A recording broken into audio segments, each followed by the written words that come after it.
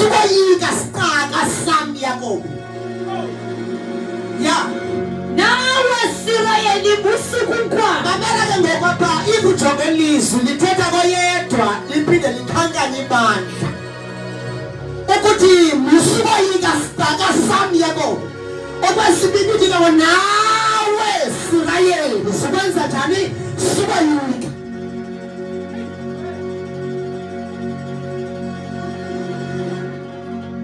Aw amen. Ndiyashumayela ngoku ndiyacela ndiyashumayela ngaba likhona egameni kaYesu.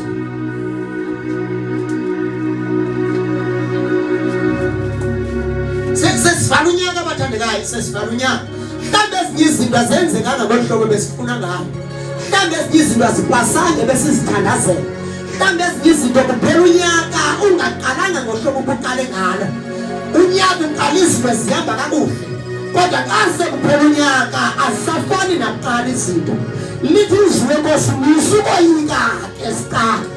Okwesibini nawe Israyeli kwimeko yonke ejongene nayo musukwenza njani ukoyika. Abantu abathandekayo nisandima kodwa bantu sinento siyaziyo esithenjwe ngayo ukuthi noba singangena kophunqweni kodwa sinikeze noba asingobantu bokoyika singena nayo.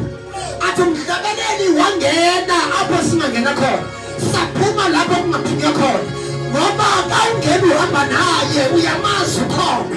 Xa ungena nakwesiphi isimo esilongeza umva usekaleni kwakho asoyiki ngokoyikiswa. Usake ukoyika sicaka sami Israyeli. Phinda kayithi sendiyashumayela musukoyika ke xesha sami mama musukwenza njani ukoyika. So nizokubuza njengoba ukholo woyikani ngoba lo unaye uthe sikwenza njani sukoyika. So kule ngxaki ujongene nayo woyikani ngoba izwi lenkosi lithi usikwenza njani sukoyika. Uyaphela unyaka izinto zihamba ngolu hlobo ufuna ngalo lithi izwi lenkosi bathandekayo sukoyika. Ayikho into uThixo ayenze ngayihlelanga. Ngizona bazalwane ayikho into esingasiyenza kuThixo angayazi ngoba sinonto esibiza yena sinonto esijonge kuye sinonto esikhwaza kuye asoyiki ngoba sekhona sesimazi. Usukoyika ya nawe Israyeli musukunkwa sibheke eBheneza ngo nawe Israyeli musukwenza njani. Sibheke eBheneza sibheke inyanga isheka inyanga yodwa libizo nawe Israyeli sikwenza njani sukwazi. So ufika endlini abantwana besenza yonke into kodwa ufika uthi khona sendimazi andikwani.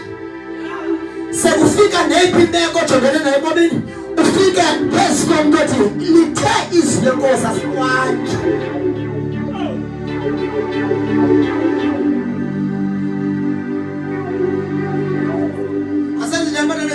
Asikwani. Ya ngifundele ke ngo-18 funda ke ntombi sengiyathandaza. Lowe ngumlomo kandikhoyo gada ke ngoku sendithobeka sendiyeka gada kutsho bani. As long as uThixo esathetha ilizwi lakhe